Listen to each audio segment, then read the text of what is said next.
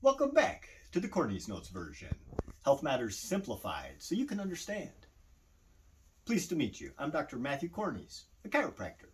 Today we're talking about strong posture. What is strong posture?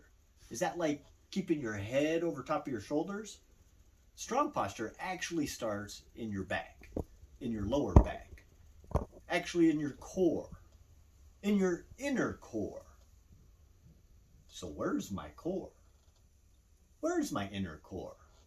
For our purposes, we're going to think of the core as everything from the bottom of your ribs to your pubic bone. So it's between here and here. In the front, we have abdominal muscles, your abs. In the back, we have back muscles attached to the spine, and then those connect on the side, making a big tube.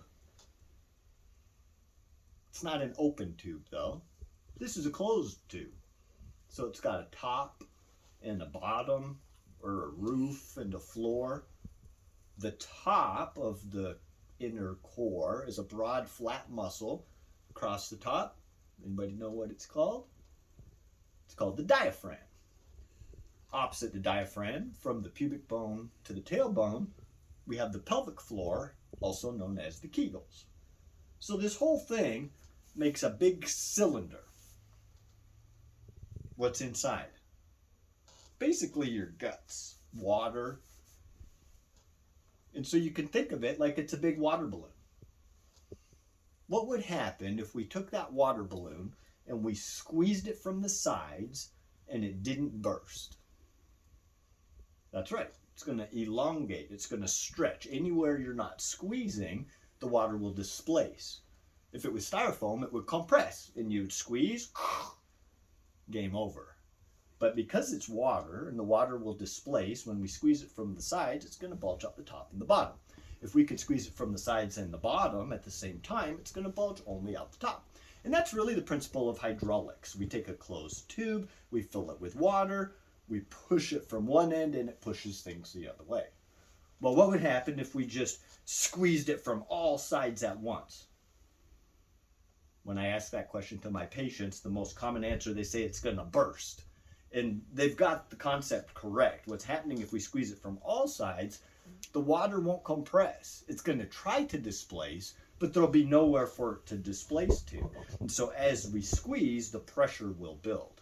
And so that's why it's really, really important that we don't hold our breath, because then we're just creating what I like to call the pressure cooker. If we squeeze everything, it's just building pressure. So we're going to learn that if we squeeze our back, if we squeeze our stomach, and if we squeeze our Kegel muscles, then as long as our breathing is normal, that's going to naturally lift our upper body off of our lower body. So this is what it looks like. When we're slouching, there's a big bend in the cylinder. So if this is the top and this is the bottom, you can see when we slouch, my hands get closer together. So step number one, we're going to sit tall, elongating and creating the cylinder shape. Notice when we're slouched to tall, see already how much my head comes back? So step one, sit tall, engaging the back muscles, elongating and creating the cylinder. Then step number two, you want to imagine that you're at the beach and you're wearing a bathing suit and somebody very attractive is looking at you. What are you going to do? Flex. That's exactly right. We want to flex our stomach so that it looks flat and firm. And so often we say we want to look good. So step number one, we sit tall. Step number two, we look good or flex our stomach muscles. And then step number three, to really create that hydraulic effect, we're going to squeeze the Kegel muscles.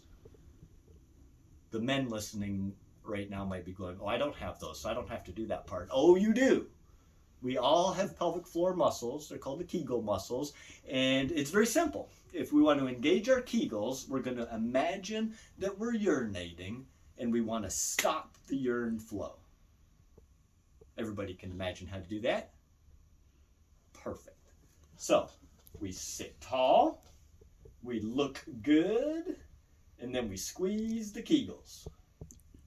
Now we've turned our inner core into hydraulics. So let's finish off with the top. We're going to open up our shoulders by bringing our arms back, and then we're going to let it relax back down to our side. The last step is to retract the head. When you retract your head, you want to make sure that you keep your chin tucked and you bring your head straight back. You're trying to get your ear directly over top of your shoulder, which should ideally be directly over top of your hip. And then we're going to hold that for 10 seconds and then come out of it. And I'll show you quickly. We're going to sit tall, look good, squeeze Kegels, palms forward as you open your shoulders back. Let it relax and retract. Make sure those Kegels are squeezed and hold that for 10 seconds. About 10 times, or as often as you can remember throughout your day.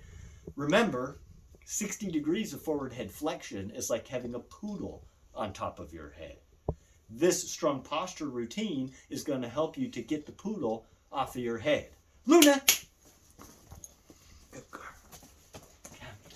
This is the poodle. Let's get her off your head. Thank you for watching Cornies Notes version. And remember, get adjusted because it feels good.